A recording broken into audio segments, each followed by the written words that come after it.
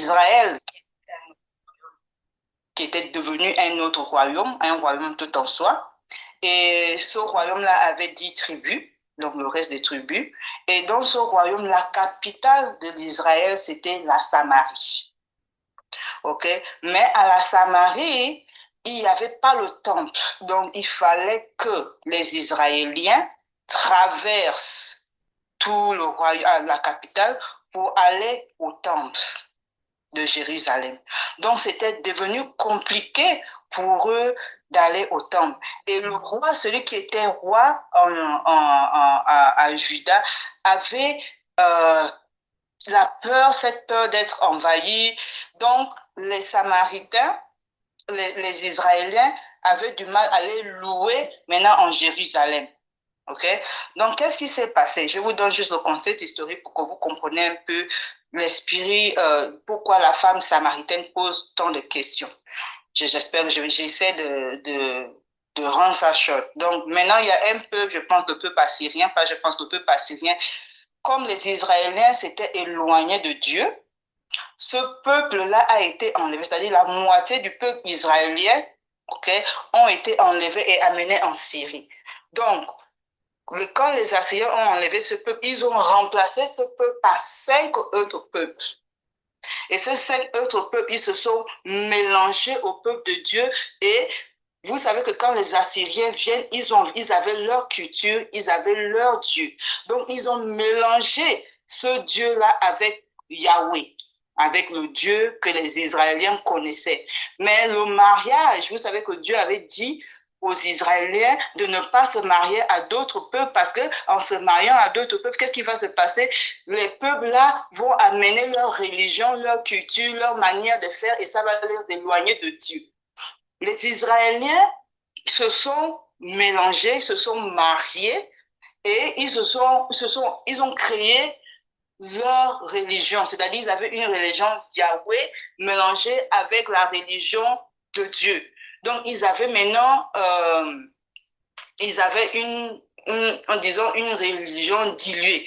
Les Judas, quand ils ont appris ça a créé, ils se sont sentis trahis et corrompus. C'est maintenant à cause de ça ils ont coupé, ils ont eu des rapports, comment je vais dire, comme ils ne louaient plus le même Dieu, ils sentaient que les Israéliens n'étaient plus, euh, ils ne priaient plus le même Dieu. Donc, ils ont commencé à leur donner des noms ou leurs portraits d'impurs, de corrompus. Et c'était des gens que le peuple juda regardait down because of that. Je ne sais pas comment expliquer ça en anglais. C'est-à-dire qu'ils les dénigraient maintenant parce que leur religion, ils ne se reconnaissaient plus en eux. Donc maintenant, ils étaient séparés. Donc tous les gens qui vivaient à Samarie étaient des gens, comment on appelle ça, des rejetés. Des rejetés de la religion parce qu'ils ne suivaient plus la religion que Dieu a envoyée. Alright?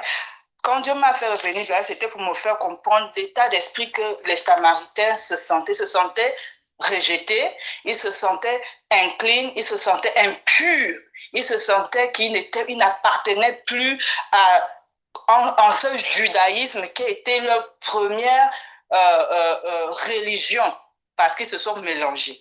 Donc, et même quand le peuple de Juda a été même enlevé, ils sont revenus. Et vous connaissez bien le peuple que Néhémie a essayé est revenu reconstruire le temple. Les Samaritains, qui sont les Israéliens, ont essayé d'aider, mais ils ont été rejetés. C'est-à-dire qu'à chaque fois, ils voulaient se reconnecter à leur religion de base, ils ont été rejetés par les Juifs. Donc, c'était des gens impurs, des gens qui avaient perdu leur identité dans le judaïsme. Disons ça comme ça. Donc maintenant, nous revenons au contexte historique. Donc quand maintenant Jésus, à cette époque, quand Jésus vient, parce que Jésus était reconnu comme un juif, donc quand un juif ou un judaïste vient, on peut dire entre griffes, vient maintenant chez les Samaritains, et je veux ramener dans le contexte que les Juifs même ne passaient même plus par par Samaria, la capitale d'Israël à l'époque, parce que pour eux c'était des gens impurs. On ne veut pas être en contact avec des gens qui sont sales, qui ne sont pas de notre religion, qui n'ont pas de même, qui se sont détournés de la voie de Dieu. Donc, à l'époque, les gens, pour aller en Galilée, les gens passaient, au lieu de passer par la Samarie, ils prenaient une autre route, en fait. Donc, c'est juste pour vous montrer l'état d'esprit où les Samaritains ils se sentaient rejetés, ils se sentaient ne plus appartenir à cette religion. Même quand ils essayaient même de faire, ils voulaient se reconnecter, les Juifs les repulsaient, en fait, parce que voilà, vous ne louez pas Dieu comme nous louons, vous ne faites pas ce que nous faisons, donc il n'y a pas de raison que toi et moi, nous soyons encore amis. Donc, c'est dans cet état d'esprit que la Samaritaine était. Donc, quand elle voit Jésus venir au puits, Jésus lui demandait de l'aide, elle dit, mais comment? Tu es juif? Tu es juif et toi, moi la Samaritaine, moi qui suis sale, moi qui n'appartiens plus au peuple juif, comment tu peux? Parce que les juifs étaient considérés comme comment on dit ça, des gens plus aimés ou bien plus nobles entre griffes. Je ne sais pas comment dire ça quoi. Et les Samaritains c'était les sous-bas classes, les gens à ne pas respecter, des gens vous pouvez imaginer, nous avons des gens comme ça qu'on voit dans notre société. Donc, la Samaritaine, pour elle, there was no point for her to be in contact with Jesus, ou que Jésus vienne. Pour elle, c'était un étonnement, c'était impossible, parce que le rang de Jésus et son rang, ça ne pouvait pas. Mais voilà ce qui se passe, voilà ce que Dieu me dit. Il y a des gens aussi comme ça qui sont dans notre société. OK? Que nous regardons on les regarde du bas parce que ils ne sont pas comme nous, parce qu'ils ne louent pas comme nous, parce qu'ils ne font pas les choses comme nous, donc nous disons ils appartiennent pas à notre culture, ils appartiennent pas à notre religion, ils sont même pas chrétiens, on les appelle pas chrétiens parce que la manière dont ils se comportent, mais Jésus vient nous montrer la différence. Et Dieu m'a dit quelque chose. Est-ce que tu vois que en Samarie, c'est le seul endroit où Jésus n'a même pas fait les miracles, les gens ont cru. C'est le seul endroit, avec sa parole seulement, les gens ont cru. Jésus m'a montré, en fait, il m'a expliqué qu'il y a de fois la manière dont nous prêchons aux gens. Quand il est venu chez la femme, il lui a demandé, il s'est laissé approcher par elle. Malgré que il était juif, il s'est laissé approcher.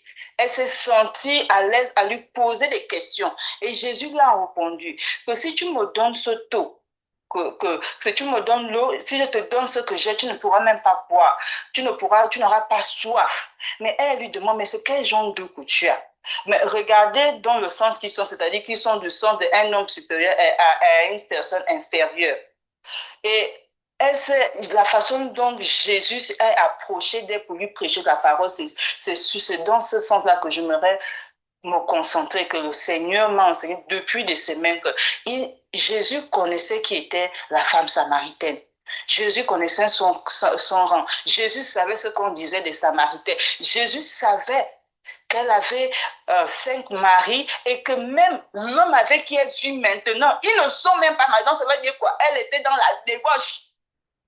Elle vivait une vie de péché. Mais Jésus n'est pas venu lui dire ça. Oh, toi, tu as péché, repends-toi. Jésus a touché son cœur. Jésus a touché son point faible. Jésus ne l'a pas jugé directement. Il ne l'a pas condamné. Il ne l'a pas regardé du haut. Il s'est mis à son niveau. Il s'est mis il s'est ouvert à elle. Parce que Jésus s'est rendu, comment on appelle ça en anglais? Il a montré les besoins qu'il avait à cette femme samaritaine. Il a montré à cette femme qu'il avait soif, il avait besoin d'aide. Cette femme s'est sentie à l'aise à parler avec Jésus parce que Jésus s'est mis au même niveau. Il n'a pas montré les hautains parce que c'est ce que les pharisiens et c'est ce que les sadducéens faisaient. Si tu ne fais pas telle ou telle chose, tu es de la basse classe, tu fais le péché, tu vis dans le péché, ils vont te répéter ça, ils vont te montrer comment tu ne quittes pas la religion. Mais Jésus, c'est pas ce qu'il a fait.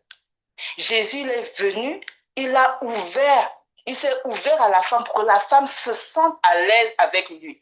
Et quand elle s'est sentie à l'aise, il a commencé à parler avec elle. Il a commencé, même si au début, quand vous voyez, quand vous lisez l'histoire, elle avait comment on appelle ça, des blocages. Je vais appeler ça des blocages parce qu'elle disait non, comment toi tu peux venir parler avec moi? Tu es juif. On nous a dit que ils avaient un problème depuis et elle a amené le problème des Juifs et des Samaritains. Et Jésus, la manière dont il a répondu, c'est-à-dire qu'il a vu les blocages qui pourraient faire que cette femme ne puisse pas croire. Il a répondu d'une manière une manière simple et avec amour, qu'il a dit que le plus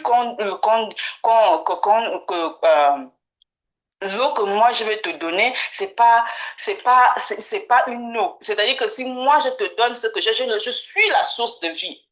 Si je te donne ça, tu n'auras plus ces problèmes que tu as.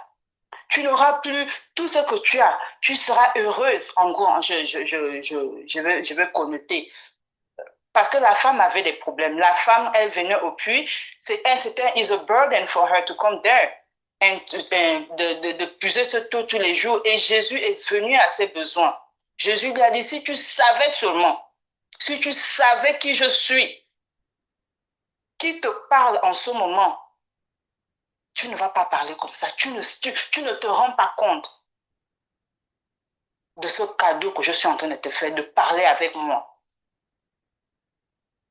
Jésus ne l'a pas jugé. Jésus ne l'a pas condamné. Jésus n'a pas étendu ses péchés pour dire que toi, tu vis dans l'impudicité. Toi, tu vis dans ceci. Ce que tu fais, c'est pas bon. Non. Il a pris d'une manière. Il lui a montré l'amour. Il a permis à ce que la femme s'ouvre. Il a enlevé les blocages de la femme. Et il me dit qu'il y a beaucoup de choses. C'est vrai de parler comme ça. Mais il y a beaucoup de manières que nous repoussons les gens. C'est-à-dire, il y a beaucoup de manières, nous mettons en défaut, les défauts des gens, au lieu de leur d'abord prêcher l'amour, de leur parler d'abord d'amour, de les approcher avec amour, nous mettons d'abord leur péché devant. Et c'est ce qui fait que beaucoup de gens, même s'ils veulent venir, mais parce qu'ils se sentent déjà condamnés, jugés, que ils ne veulent même pas s'approcher de l'église, ils ne veulent même pas venir de l'église parce qu'ils se sont jugés, ils se sentent déjà, oh, ils vont, et je suis sûre que vous avez entendu beaucoup de gens parler comme ça, oh non, à l'église, on nous juge, on fait ceci. Mais Dieu a dit, il y a certaines personnes où il faut avoir une autre approche. Il y a certaines personnes où il ne faut pas déjà parler de leur péché. Il faut leur donner de l'amour. Il faut être à l'écoute. Il faut essayer pas de comprendre, mais de débloquer ce qu'ils ont, cette perception, cette conception qu'ils ont de Dieu, qu'ils ont de la religion, parce que c'est ce que les Samaritains ont eu. Et quand on continue, tu vois qu'elle parle de ça, que vous les Juifs, vous dites que c'est là-bas qu'on doit louer Dieu, que nous maintenant on dit que c'est dans cette montagne qu'on loue Dieu. Après Jésus lui dit, quel que soit l'endroit, tu peux louer Dieu partout. Tu n'es pas obligé d'aller en Jérusalem pour louer Dieu. Dieu ne cherche pas des gens qui le louent dans un temple. Parce que quand les gens qui sont là-bas, ils ne le louent même pas en vérité. Dieu cherche des gens qui le louent en vérité. Dans ta maison, tu peux le louer en vérité. Partout du moment où tu le loues en vérité. C'est pas aller faire semblant. Ça ne veut pas dire que tu ne dois plus aller à l'église. Mais Jésus, dans ce passage, il dit qu'il cherche, c'est le temps que Dieu cherche des gens qui le louent en vérité et en esprit. Donc, ça veut dire que, parce que la femme disait que pour les Samaritains, il fallait aller en Jérusalem, que c'est là-bas où se trouvait la vérité. Dieu dit non, Dieu se trouve partout. Dieu se trouve partout. Mais c'est la manière, c'est le cœur. Parce qu'il y a des gens à l'église, la personne est à l'église, mais le cœur n'est pas là. La personne fait de Dieu, les choses de Dieu par apparence. Parce que à cette époque, c'est comme ça que c'était devenu. Les gens partaient dans le temple, c'était par l'apparence, parce que c'était la tradition, c'était la coutume. C'était juste là, parce que c'est la coutume. Et c'est pour ça que Jésus a dit à cette femme, je ne veux pas seulement des gens qui viennent là par tradition. On part à l'église parce que c'est là-bas.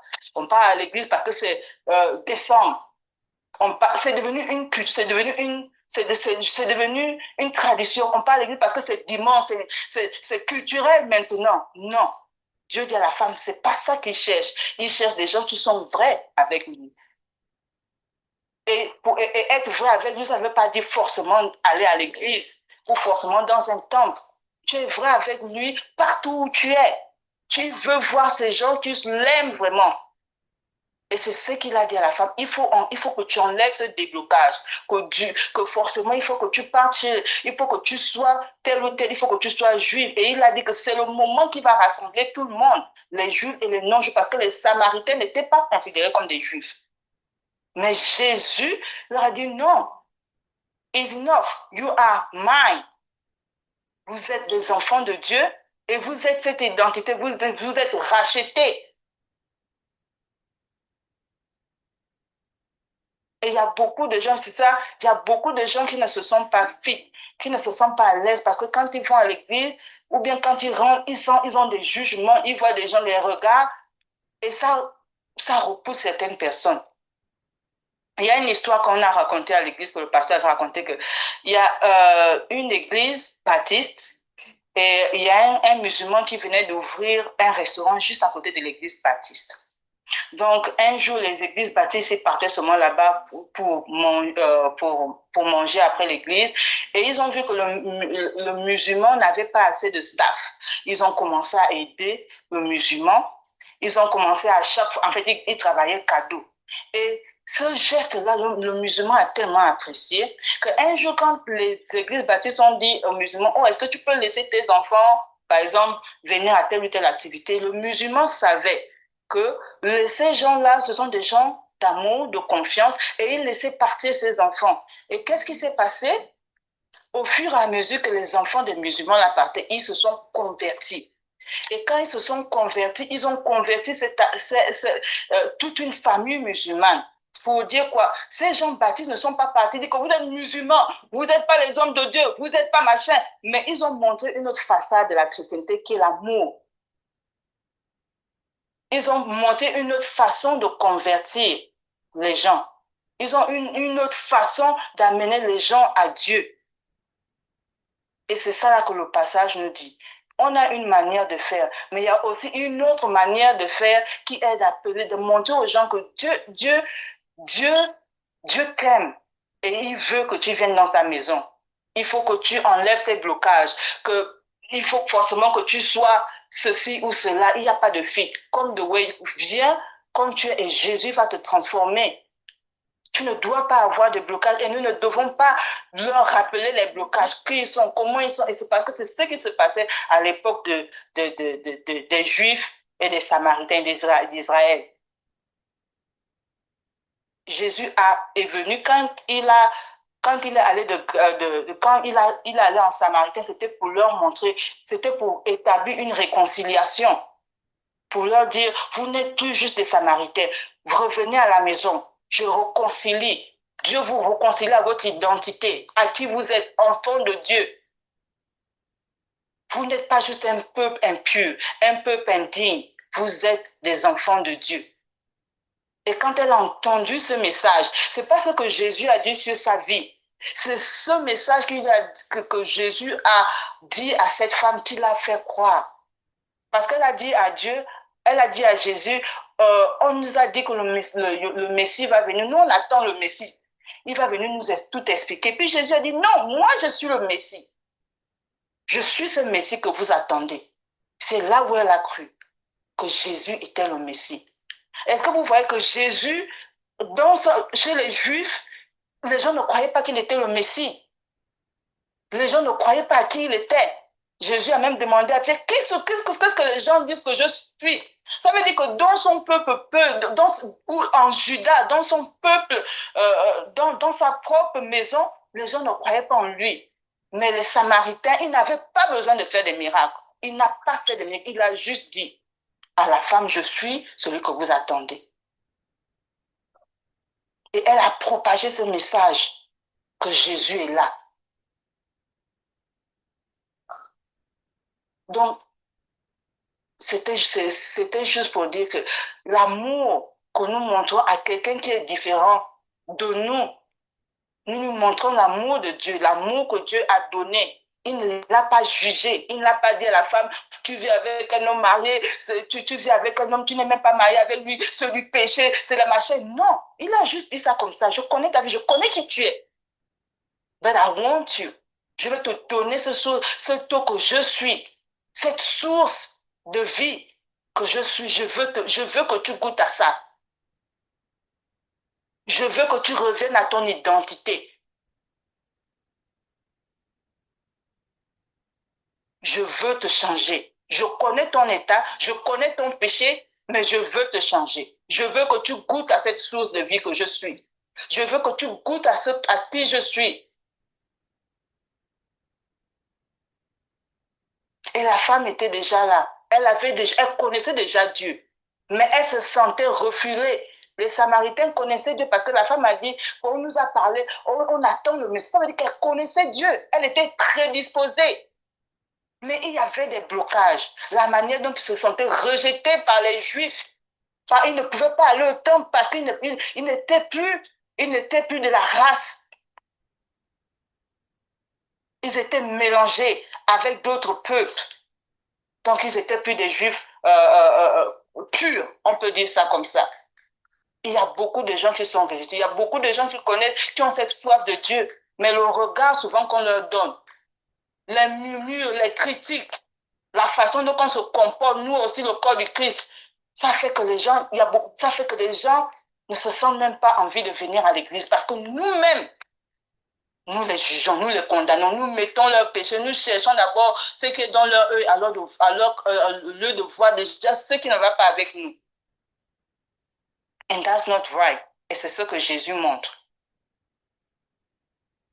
Jésus n'a pas regardé qui son péché, malgré qu'elle vivait dans le péché. Jésus a regardé une âme à sauver. Jésus a regardé, il faut enlever les blocages. Et c'est ce qu'il nous demande de faire. Oui, il y a des gens où il faut dire le péché. Mais il y a aussi d'autres personnes où il faut amener par l'amour.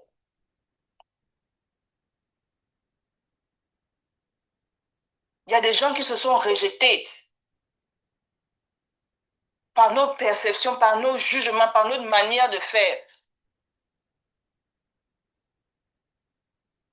Et vous voyez même avec le peuple juif, Jésus, qui est le peuple juif, c'est-à-dire ces gens qui partent au temple, Jésus leur rappelait leurs péchés, c'est-à-dire les gens de l'église, même entre grippes aujourd'hui, Jésus leur rappelait leurs péchés, si on peut dire ça comme ça. Il leur disait ce qui faisait de mal. Il wasn't sugar, comment on appelle ça, il ne marchait pas ces mots avec eux. Mais avec des Samaritains, c'est-à-dire des Gentiles, ceux qui ne se sentaient pas juifs, ceux qui n'appartenaient pas aux Juifs, il avait une autre manière de faire. Il les appelait avec amour. And that's what God is telling you to do. We are so quick to judge. On est so quick to put people into the box.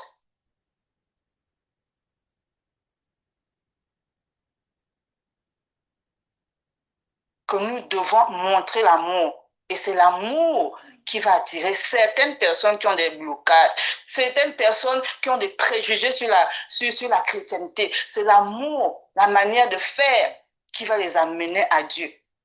Pas les condamnations, mais l'amour.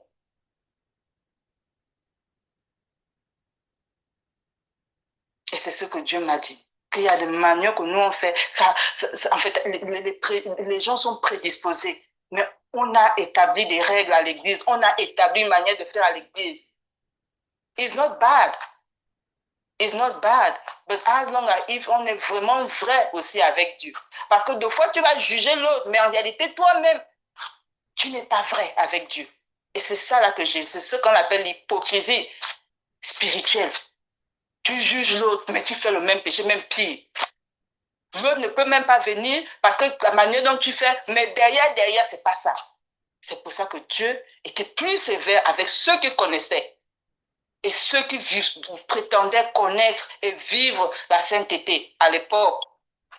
Mais avec ceux qui se sentaient des gentiles, c'est-à-dire qui n'appartenaient pas au peuple, il avait une manière de les amener à lui. And that's what he's telling us. Il y a des gens qui sont prédisposés. Comme si on part un peu plus loin, il a dit qu'il y a one man plan and other man harvest. C'est-à-dire qu'il y a des gens qui sont déjà là, qui sont déjà prêts. Il y a des fruits qui sont là après t'accueillir. Mais nous devons seulement partir, les accueillir, nous devons les embrasser avec amour. Parce qu'ils sont prédisposés. Il y a des gens qui sont prédisposés, mais qui ont des préjugés, qui ont des blocages. Mais nous, qui sommes des envoyés de Dieu, nous devons partir vers eux, leur enlever tous les blocages qu'ils ont, leur aider à faire cette transition.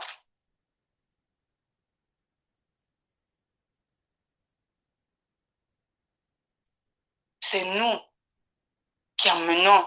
C'est Dieu, Dieu a déjà tout fait, tout est là. We just need to harvest. And those people are ready. But the way we are, il y a des fois, nous, certains chrétiens, moi, je prends moins. Voilà, on garde rancune. Mais attends, si quelqu'un qui n'est pas de l'église te voit déjà te comporter d'une manière, tu ne lui donnes pas envie. Parce que c'est le même comportement que vous avez. Ton comportement et son comportement, où est la différence? Tu critiques, tu insultes, c'est toi la colère devant les gens. Et lui qui ne parle pas à l'église, il te voit. C'est toi qui es là en train de vouloir prendre tous les honneurs. C'est toi qui veux t'asseoir. C'est ces comportements qu'on retrouve, mais on les juge. Ça ne leur donne pas, tu ne peux pas harvest si tu as déjà ce comportement. Et c'est ce que Dieu Jésus nous montre.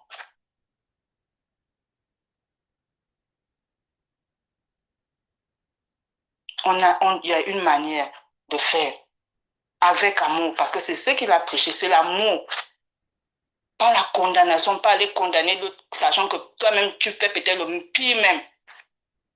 Et deuxièmement, la vie, tu ne dois pas dire de péché, mais il y a une manière de le faire. Surtout quelqu'un qui n'est pas encore en Christ. Si tu veux l'amener en lui, tu ne peux pas déjà commencer à lui dire que toi, tu vis dans la fornication.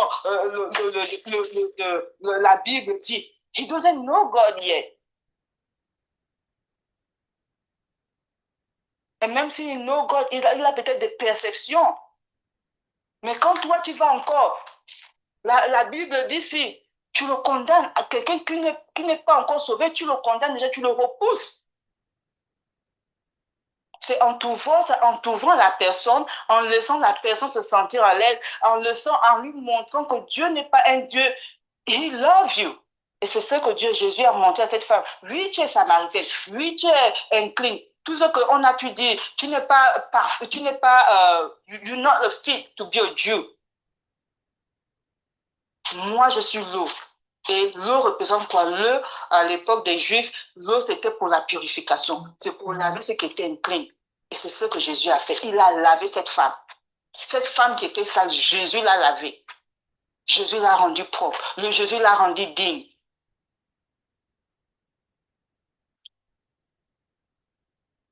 Et c'est ce que nous devons faire. Quand nous donnons l'amour de Jésus, quand nous donnons Jésus, nous lavons ces gens qui pensent qu'ils s'ils ne sont pas dignes de venir, d'être appelés enfants de Dieu. Nous les lavons, nous les attirons avec l'amour de Dieu. C'est ce que, c'est ce que, c'est ce que Dieu m'a dit. Que sometimes you don't have to judge people. You don't have to condemn. Sometimes you don't have to point at even if it's obvious. But show them love so that they can come to God and repent.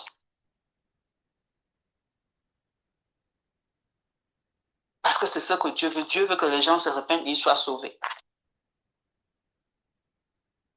Et c'est ce que Jésus nous dit. Il est venu pour que tout le monde se repente. Il était plus sévère avec les gens qui le connaissaient, qui faisaient semblant de vivre la sainteté. Mais il donnait plus l'amour, il l'attirait pour ceux qui se sentaient qu'ils ne pouvaient pas approcher le trône de Dieu parce qu'ils se sentaient impurs. Et c'est ce qu'il montre avec l'histoire de la Samaritaine. Et quand elle a reçu Jésus, Quand elle a cru sans miracle, Jésus n'a pas fait de miracle là-bas. Il a juste parlé, il a juste prêché. Quand elle a reçu ça, elle a dit à tout le monde, venez voir le Messie, venez voir. Et ils ont cru d'abord à cause de ce qu'elle a dit. Mais dès qu'ils ont entendu Jésus parler, prêcher, ils ont dit non, là maintenant on croit. Parce que nous-mêmes on l'a entendu. Ça veut dire quoi? La personne qui était infite, qui avait des préjugés, peut amener les autres qui sont dans ces mêmes conditions à Dieu. Parce qu'elle a rencontré, elle a goûté au vrai fruit de l'amour de Dieu. Elle a une communauté derrière. Elle a des gens qui sont comme elle. Elle a des gens qui pensent comme elle. Mais elle seule, elle peut être le pion qui te permet de rentrer dans cette communauté et d'amener ces gens-là à Dieu. Mais imaginez si Jésus avait commencé à dire, toi, tu vis dans le péché, tu vis avec un homme, tu n'es pas marié, ma soeur, tu es... Ça, elle n'allait pas venir, elle n'allait pas quoi. Les Samaritains, ce village, elle n'allait pas être sauvé. Jésus a eu une autre approche avec des gens qui se sentaient pas aimés de Dieu. Amen. Donc, c'était un peu sur ça que je voulais, euh, que j'ai senti que je devais parler. Qu'il y a des gens qui sont prédisposés. Mais des fois, nous-mêmes, les comportements de nous-mêmes, les gens de l'église, font que ces gens-là même se disent que non, mais eux, ils sont même comme nous. Where is the point for me to go to church if the person is doing the same thing as me? Ou bien on part chez eux, on commence déjà à leur dire, oh, toi là, non. Il y a une autre approche. Parce que le truc, ce n'est pas de pointer leur péché, le truc, c'est de les amener à Dieu. De les faire sentir ils appartiennent à une famille. Et ils sont, quelle que soit la manière dont ils sont, Jésus les aime parce qu'il est mort pour eux. Et qu'il peut les laver et leur donner un nouveau garnement, un nouvel habit, un nouveau comportement et une nouvelle manière de raisonner. Et c'est ce que Jésus a fait. Il a changé tout un village à cause d'avoir montré l'amour à cette femme. Il ne l'a pas jugée. Il connaissait le problème qu'il y avait les Samaritains, les Juifs avaient. Il n'est pas allé. Même quand la femme l'a ramené le problème, il répondait d'une manière intelligente. C'est ce que Dieu nous demande de faire avec des gens qui sont comme eux. Amen.